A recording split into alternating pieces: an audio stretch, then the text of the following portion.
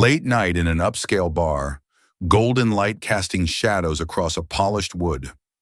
Juliet Voss, young billionaire, sat alone at a corner table, her eyes carrying the weight of profound loneliness.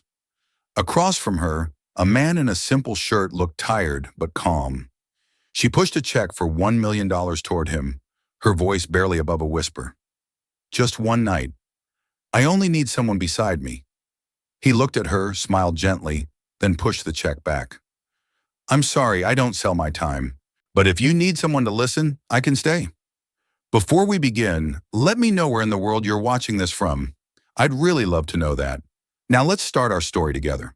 Caleb Rowan had learned to measure his worth in units that had nothing to do with dollar amounts. In the moments when his 8-year-old son Eli's laughter filled their small apartment, or when he managed to stretch their grocery budget far enough to include the cereal Eli preferred, even though generic brands cost less. At 32 years old, he had accepted that financial security would always remain just beyond reach, that working multiple jobs was necessary reality rather than temporary situation, that his dreams of providing more for his son would remain aspirations rather than achievements for the foreseeable future. The evening delivery to the Regency bar represented typical assignment from the catering supply company, where Caleb picked up shifts when his primary work as a driver allowed, the kind of job that paid in cash and required minimal interaction beyond confirming delivery contents and collecting signatures. The bar catered to clientele whose wealth allowed them to casually order bottles of wine that cost more than Caleb earned in a week, creating stark reminder of economic divides that characterized modern life. Juliet Voss sat alone at a corner table despite the bar being crowded with people who seemed to orbit her wealth and status like planets around a star, their attempts at conversation meeting polite but distant responses that suggested she tolerated their presence without actually welcoming it. At 30 years old, she had everything that society suggested should bring happiness: billions in assets, successful business empire, recognition and influence that opened any door. Yet her expression carried the kind of emptiness that money clearly couldn't fill. Caleb was completing paperwork for the delivery when Juliet's voice cut through the ambient noise. Her question directed at him with the kind of desperate directness that bypassed normal social protocols about appropriate ways to address service workers. Have you ever felt so lonely that you wanted to buy someone to sit beside you? The question was so unexpected that Caleb paused, his pen hovering over the signature line, while he processed whether this wealthy woman was actually asking him personally or simply thinking aloud. Her eyes met his with intensity that suggested she genuinely wanted an answer rather than making rhetorical observation. I don't think loneliness is something you can purchase, Caleb replied carefully, aware that his response might offend someone accustomed to having money solve most problems. It's not a commodity that responds to financial transactions. Juliet laughed, though the sound carried more bitterness than amusement. She pulled out a checkbook with practiced efficiency, writing an amount that made Caleb's breath catch when she pushed it across the table toward him. $1 million written in careful script that suggested she'd done this calculation deliberately rather than impulsively.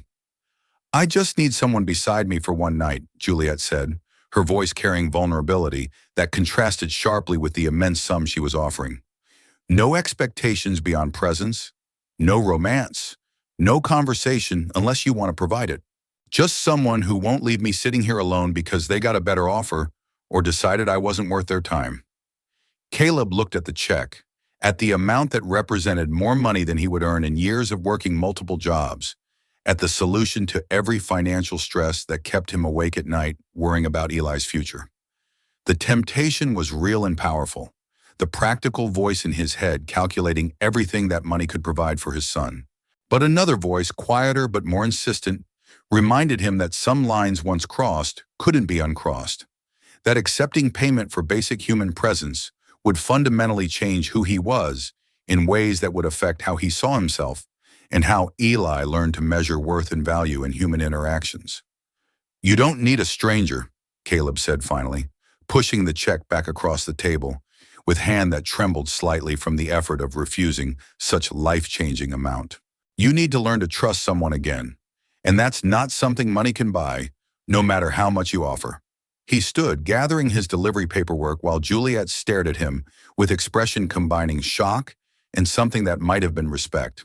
Walking away from $1 million felt simultaneously like the most foolish and the most important decision Caleb had made since becoming a father, choosing principle over pragmatism in moment when pragmatism would have been so much easier.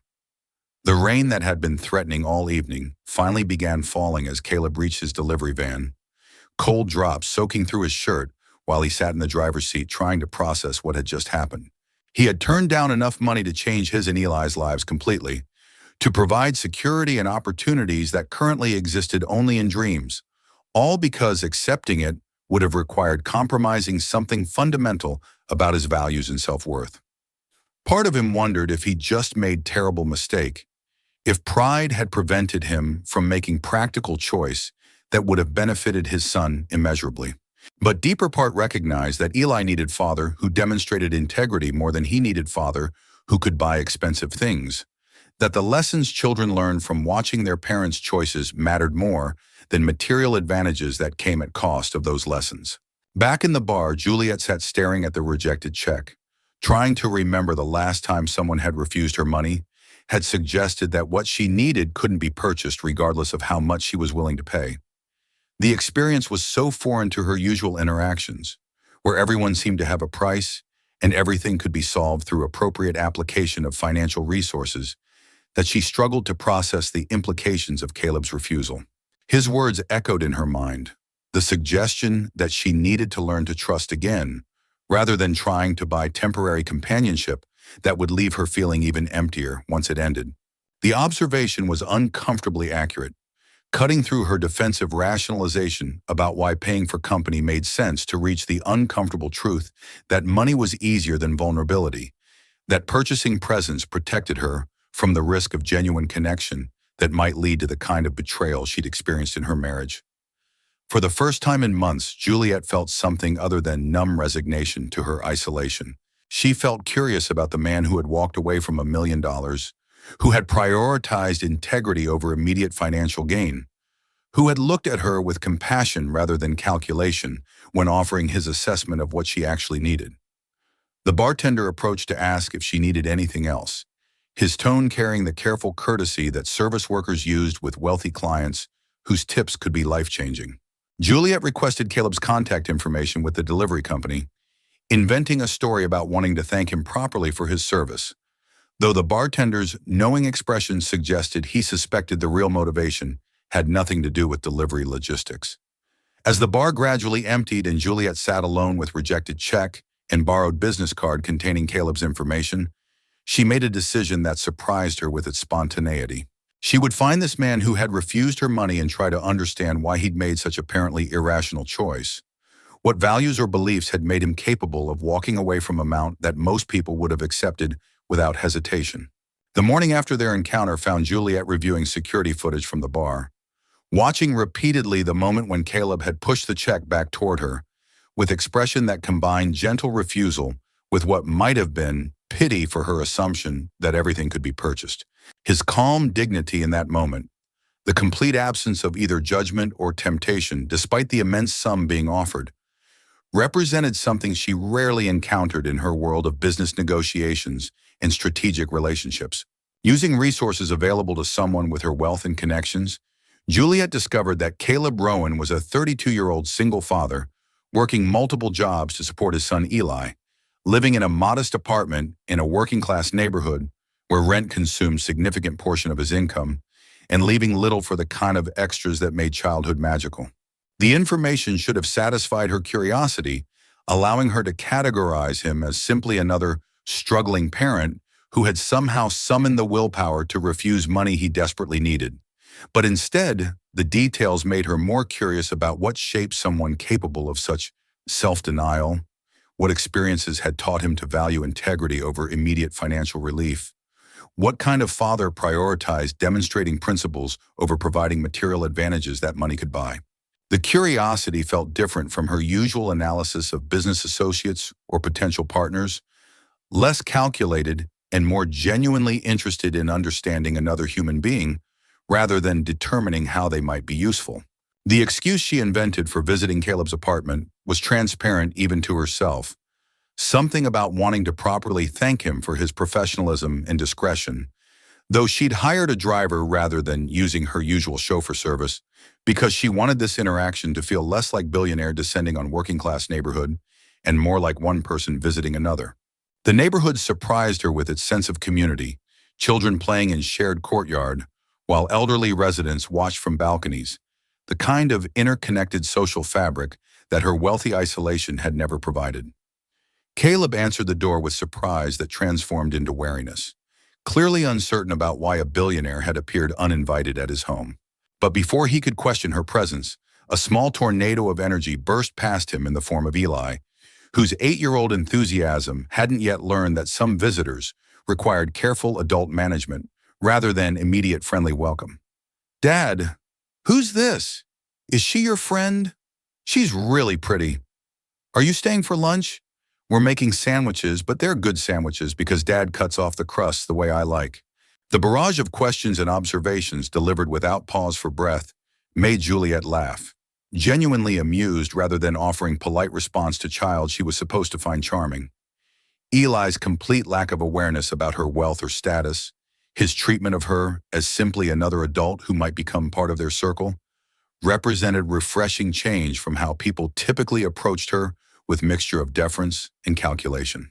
"I'd love to stay for lunch," Juliet heard herself saying, before Caleb could politely discourage the invitation, surprising both of them with her willingness to extend this visit beyond brief thank you that would have been appropriate given their respective positions. The afternoon that followed revealed worlds within worlds, Caleb and Eli's small apartment containing more warmth and genuine affection than Juliet's penthouse had ever provided, despite being 100 times larger and infinitely more expensive. She watched Caleb help Eli build a paper kite from materials that cost almost nothing, their collaboration demonstrating the kind of patient attention and shared joy that money couldn't manufacture no matter how many expensive toys were purchased. "Aren't you afraid of missing opportunities that could change your life?" Juliet asked during a moment when Eli was occupied with decorating his kite, the question emerging more bluntly than she'd intended, though she genuinely wanted to understand Caleb's decision-making process. Caleb looked at her with expressions suggesting he'd been expecting this question since she'd arrived. "I'm afraid of my son seeing me lose myself for money," he replied with quiet conviction. "I'm afraid of teaching him that integrity has a price, and that price is whatever someone with enough wealth decides to offer. I'm afraid of looking in the mirror and not recognizing the person looking back because I've compromised everything that makes me who I am." Nasum. The answer made Juliet's throat tight with emotions she struggled to name. Recognition that she'd been measuring life using entirely wrong metrics, that accumulating wealth and power had cost her the kind of authentic selfhood that Caleb defended so carefully. For the first time since her divorce, since discovering that her ex-husband had been systematically betraying her trust while pretending to love her, Juliet felt ashamed not of being hurt, but of how she'd responded to that hurt by deciding that money was safer than people and transactions were more reliable than relationships. "I should go," she said finally, standing with reluctance that surprised her, given she'd only intended brief visit. "Thank you for lunch and for letting me meet Eli. He's wonderful, clearly a testament to your parenting." "Thank you for not making this weird," Caleb replied with a small smile. "I was afraid you'd come here offering money again or trying to convince me I'd made mistake refusing your check. The fact that you just wanted to visit as person rather than billionaire looking for something means more than you probably realize." "I know what." The walk back to her waiting car felt longer than the physical distance suggested, Juliet's mind processing afternoon that had challenged everything she'd believed about human nature and the role of money in creating meaningful connections.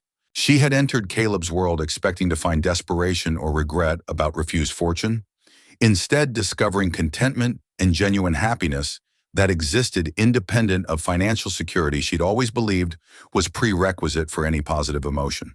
That evening, alone in her penthouse with its floor-to-ceiling windows overlooking city lights that represented other people's lives being lived in ways she could observe but never quite access, Juliet made a decision that would have shocked her business associates and confused her social circle. She wanted to continue knowing Caleb and Eli, wanted to learn how they maintained such authentic presence in world that seemed designed to make everyone perform rather than simply be themselves.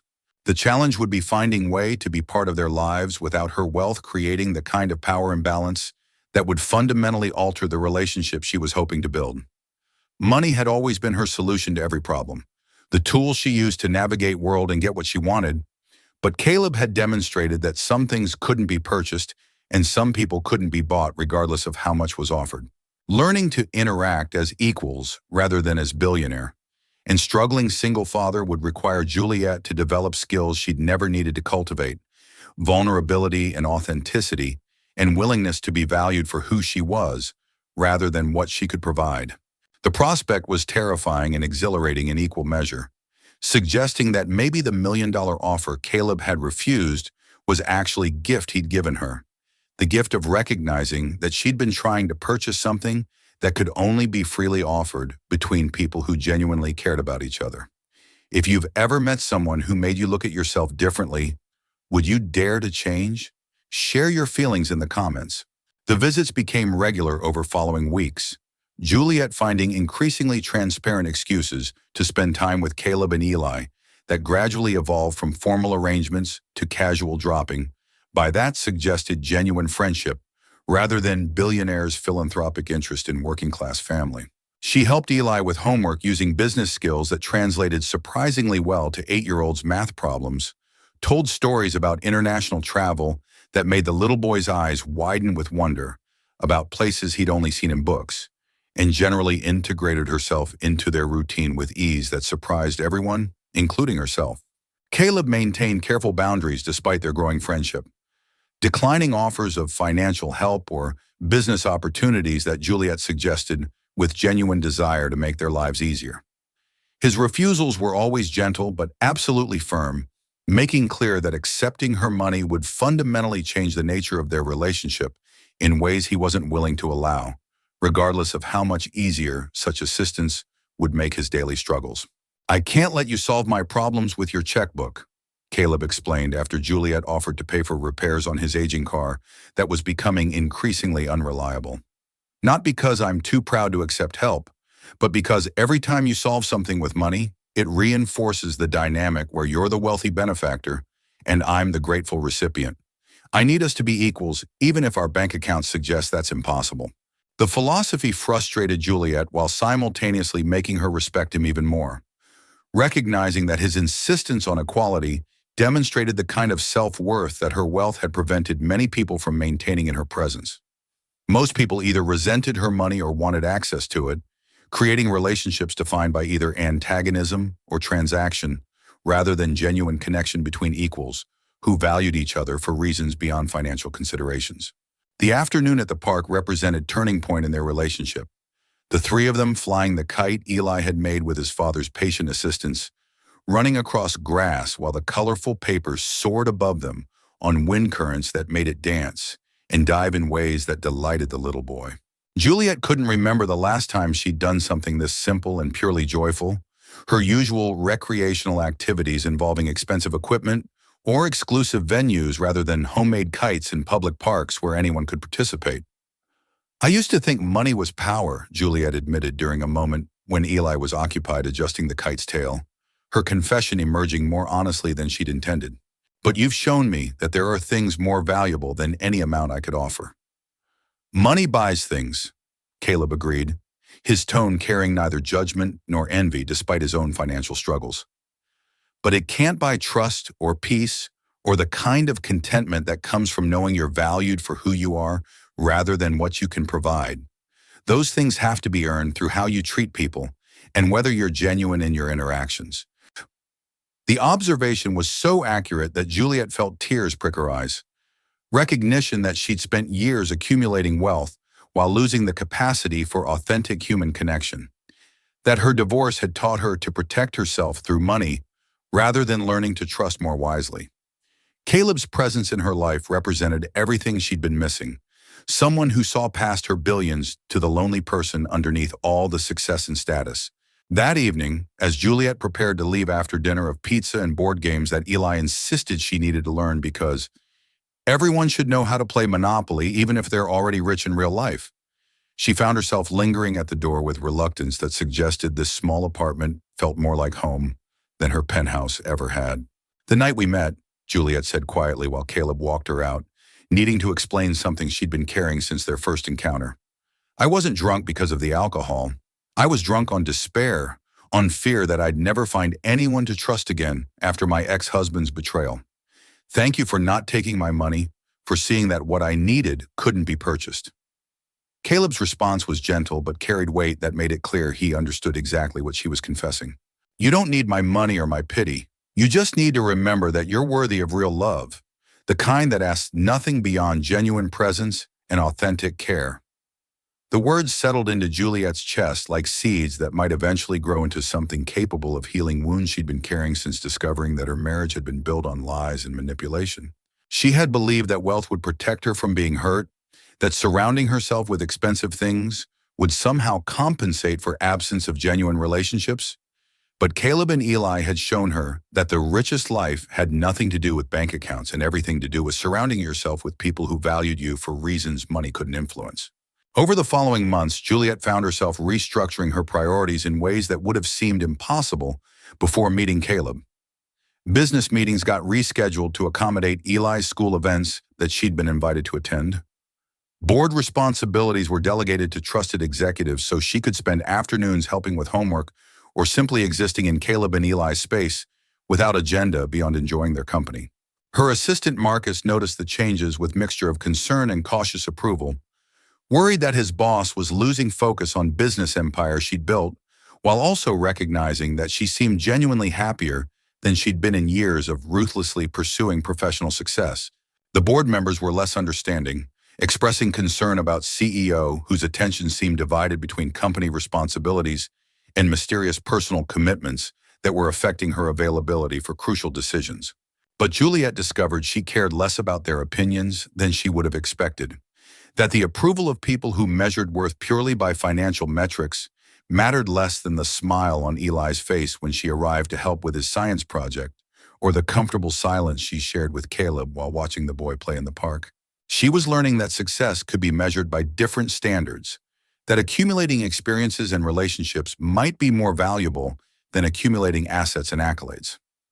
The moment of crisis came when Eli developed sudden fever that spiked dangerously high during the night, his small body burning with temperature that sent Caleb into barely controlled panic as he called for ambulance while trying to keep his son comfortable and conscious. Juliet received his frantic message at 2 a.m, her phone lighting up with text that conveyed desperation Caleb rarely allowed himself to display. She arrived at the hospital still wearing pajamas under hastily thrown-on coat, having driven herself rather than waiting for driver because urgency of situation couldn't accommodate the time it would take to arrange proper transportation. Finding Caleb in the emergency waiting room, his face pale with fear and exhaustion, made Juliet's heart clench with protective instinct she'd never experienced for anyone outside her immediate family. "I called my insurance and they're saying the deductible is more than I have right now, and I just can't let my son suffer because I don't have enough money," Caleb said, his usual composure crumbling under weight of every parent's nightmare of being unable to provide necessary medical care for their child. "Let me handle it," Juliet said firmly, already pulling out her phone to call the hospital administrator she'd met at various charity functions. "Eli needs treatment now. We'll figure out the financial details later without you having to worry about it." For once, Caleb didn't argue about accepting her help, his fear for his son overriding his usual insistence on maintaining financial independence. They sat together in uncomfortable hospital chairs while doctors worked to bring Eli's fever down and determine its cause.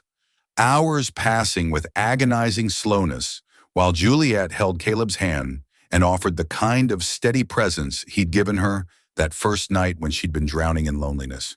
When the doctor finally emerged with news that Eli would be fine, that the fever had been caused by rapidly developing but treatable infection, Caleb's relief was so intense he actually collapsed back into his chair with hand pressed against his chest as though his heart might give out from the emotional whiplash of terror followed by reprieve.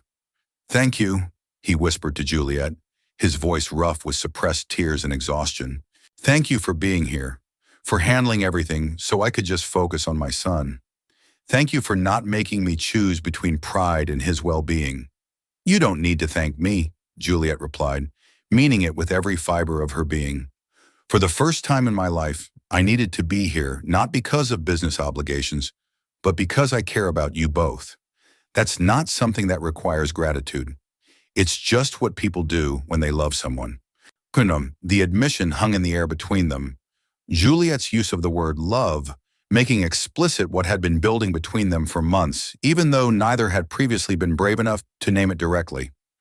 Caleb looked at her with expression combining wonder and fear, clearly recognizing that they'd crossed some invisible line that couldn't be uncrossed now that feelings had been openly acknowledged. If you believe that kindness can truly change a person, subscribe to Solo Parent Stories for more stories that will move your heart. The weeks following Eli's hospitalization created subtle shift in the dynamics between Juliet and Caleb, the life-threatening scare having stripped away remaining pretense that their relationship was simply friendship between two people from different worlds who happened to enjoy each other's company. They were building something deeper, something that required acknowledging and navigating despite all the practical obstacles that wealth disparity created. Juliet's offer to hire Caleb as safety consultant for her company represented her attempt to help without making him feel like charity case, creating legitimate employment that utilized skills he'd developed through years of various jobs while providing income that would eliminate his need to work multiple positions just to survive. But Caleb refused with the same gentle firmness that had characterized his rejection of her original $1 million offer. "I can't let you create a job for me," he explained when she pressed him about why he wouldn't accept what seemed like mutually beneficial arrangement. "People would assume you bought me, that our relationship exists because you hired me rather than because we genuinely care about each other. I need whatever we're building to be real, not transactional." The refusal frustrated Juliet even as she understood and respected his reasoning, recognizing that maintaining equality between them required him to refuse advantages her wealth could provide, even when such refusals made his life objectively harder. "Can I at least buy you coffee?" she asked with mixture of exasperation and affection. "Or is that too transactional for your impossibly high standards about financial independence?" Caleb's laugh broke the tension, his expression softening with affection that made Juliet's heart skip in ways she'd forgotten were possible. "Coffee is acceptable," he confirmed with mock seriousness, "as long as we take turns paying and you don't insist on going to places where single cup costs more than I spend on groceries for a week." Their relationship deepened through accumulated small moments rather than grand gestures. Evenings spent helping Eli with homework, while Caleb prepared dinner in their tiny kitchen. Weekend trips to free museums and parks where Eli could learn and play, without cost becoming prohibitive. Quiet conversations after the little boy had gone to bed about dreams and fears, and the complicated reality of trying to build connection across economic chasm that made everything more difficult. The moment that changed everything happened on a Tuesday evening, when Eli's fever returned with concerning speed, his small body once again burning with temperature that sent alarm bells ringing in Caleb's mind, despite doctors' assurances that such recurrences were normal during recovery. Juliet canceled meetings worth millions without hesitation, arriving at their apartment within 20 minutes of Caleb's call, with arms full of supplies the pharmacy clerk had suggested might help. She stayed through the night, sitting beside Eli's bed and monitoring his temperature, while Caleb dozed fitfully in chair nearby, too worried to actually sleep but exhausted enough that his body occasionally shut down, despite mental insistence on remaining alert. When dawn finally broke, and Eli's fever had subsided back to normal levels, Juliet found herself watching Caleb's sleeping face and recognizing with crystalline clarity that she loved him. Loved him in ways that had nothing to do with logic or practicality, and everything to do with who he was and how he made her feel. "You didn't need to stay," Caleb said when he woke to find her still there, his voice rough with sleep and emotion he was clearly struggling to contain. "You have important meetings and responsibilities that matter more than sitting here watching a kid sleep off a fever." "No," Juliet replied firmly, her voice carrying conviction that surprised them both. "For the first time in my life, I needed to be here not because of business obligations, but because I couldn't be anywhere else. Being with you and Eli matters more than any meeting, ordeal, or professional responsibility I've been obsessing over for years." Anako. The confession made Caleb go very still, his expression cycling through disbelief and hope and fear in rapid succession. "Juliet," he began, clearly preparing to deliver speech about all the reasons why relationship between them couldn't work despite growing feelings. Don't, she interrupted, moving to kneel beside his chair so their faces were level. Don't tell me all the logical reasons why we shouldn't do this.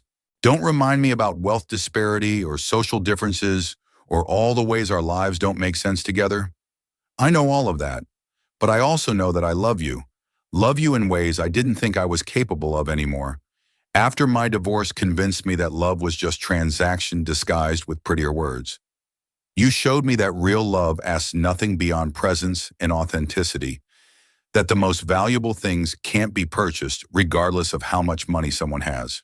And I'm done letting fear of getting hurt again prevent me from choosing happiness when it's standing right in front of me, offering itself freely. Caleb reached out to cup her face with hands calloused from years of manual labor, his touch gentle despite his obvious strength. I love you too, he said simply. I've been fighting it because I was terrified of failing someone else I cared about. Terrified of not being enough for someone who could have anyone. But watching you cancel your entire day to sit with us, seeing how much you genuinely care about Eli, recognizing that you value what we have enough to risk your professional reputation and social standing, I can't keep pretending this is just friendship. Their kiss was interrupted by a small voice from the bed where Eli had apparently been awake long enough to witness their confession, his question delivered with 8-year-old's blunt directness. Does this mean Miss Juliet is going to be my mom now? Because that would be really cool. And also, she's really good at helping with homework, so that would be helpful. The adults' laughter broke the emotional tension, both of them moving to sit on either side of Eli's bed, while he looked between them with hopeful expression that suggested he'd been wanting this development, but hadn't known how to make it happen. If that's what you want, Juliet said carefully, aware that Eli's opinion mattered more than any other consideration, and if your dad agrees that we should try being family instead of just friends. I want that, Eli declared with certainty that children possessed when they knew exactly what they desired. You make Dad happy, and you make me happy, and I think we should all be happy together. Querny. The simple wisdom in that statement, the reduction of complex emotional dynamics to fundamental truth about happiness and family, made Juliet's eyes sting with tears she no longer tried to hide. She had spent years believing that money equaled power and success equaled happiness, that accumulating wealth was path to fulfillment. But this 8-year-old boy had just articulated what actually mattered with clarity that all her business education had failed to provide. 1 year after the night she'd offered Caleb $1 million for his company, Juliet stood in the community center they'd opened together, watching single parents learn skills that would help them build better futures for their children, while also receiving the kind of support network that made impossible challenges slightly more manageable. The Single Parent Support Fund represented everything she'd learned about real wealth, that money was only valuable when used to create genuine positive change rather than simply accumulating in accounts that made impressive statements but touched no actual lives. She had stepped back from daily CEO responsibilities, shocking her board and confusing business analysts who couldn't understand why someone would voluntarily reduce their power and influence.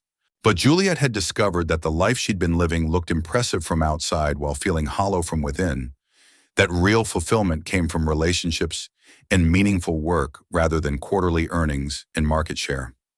Caleb managed the center's operations while maintaining his insistence on drawing reasonable salary rather than accepting the kind of compensation Juliet's wealth could have easily provided. His stubbornness about maintaining financial independence had initially frustrated her, but had ultimately become one of the things she loved most about him. His refusal to let money define their relationship or diminish his sense of self-worth through dependence on her resources. The three of them lived in a comfortable house that split the difference between Caleb's cramped apartment and Juliet's penthouse. Space that felt like home because they'd chosen it together rather than because it impressed visitors or demonstrated wealth.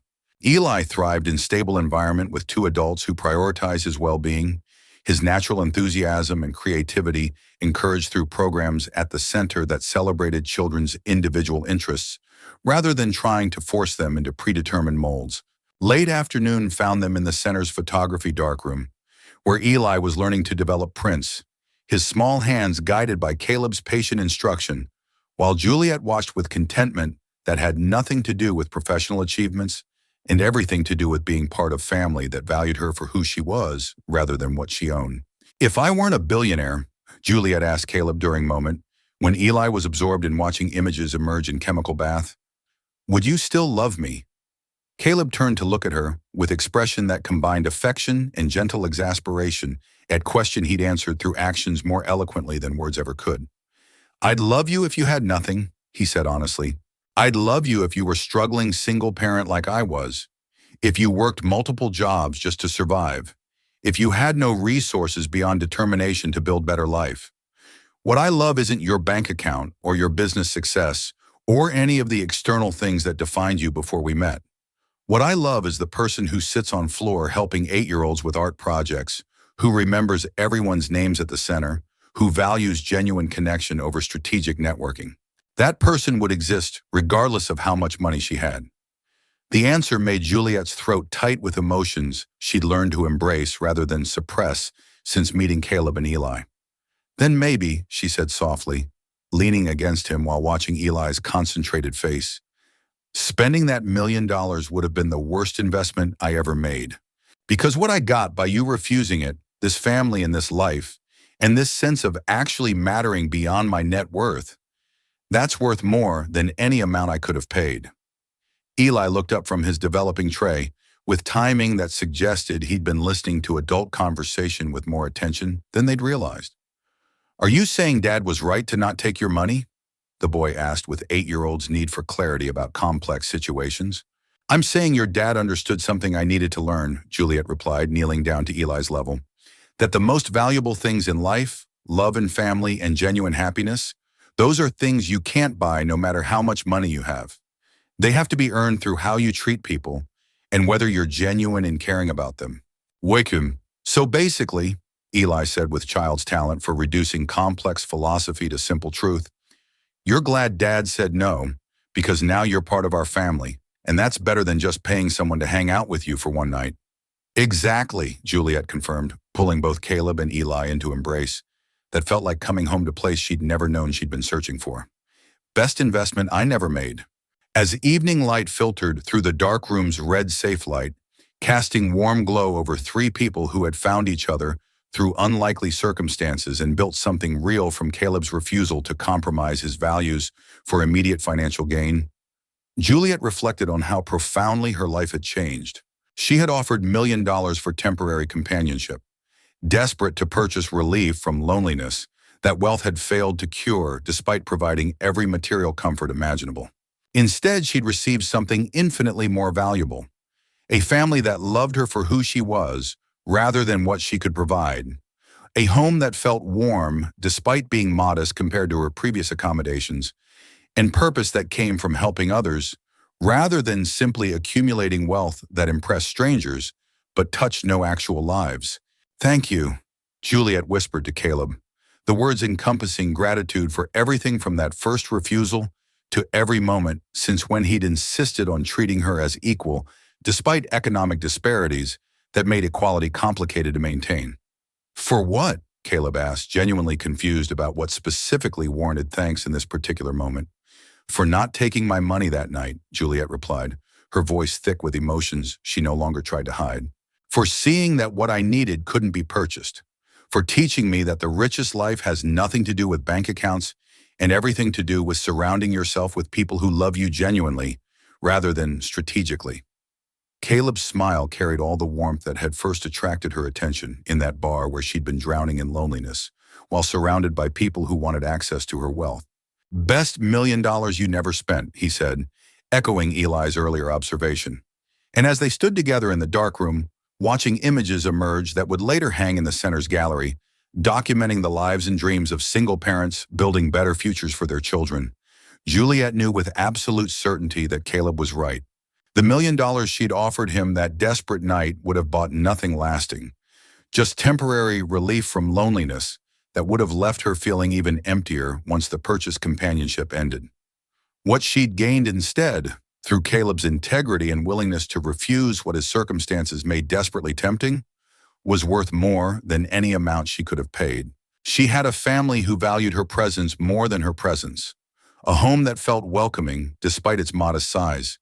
And most importantly, She had rediscovered her own capacity for genuine love, after divorce had convinced her that authentic connection was too risky to pursue. The choice Caleb had made that rainy night, pushing back a check that represented life-changing sum, because accepting it would have compromised something fundamental about his values and self-worth, had ultimately changed both their lives in ways that money could never have accomplished. And Juliet was grateful every single day that he'd been brave enough and principled enough to refuse her offer, forcing her to learn that what she really needed couldn't be purchased at any price. If you believe that some things can't be bought with money, subscribe to Solo Parent Stories for more stories that will make your heart smile.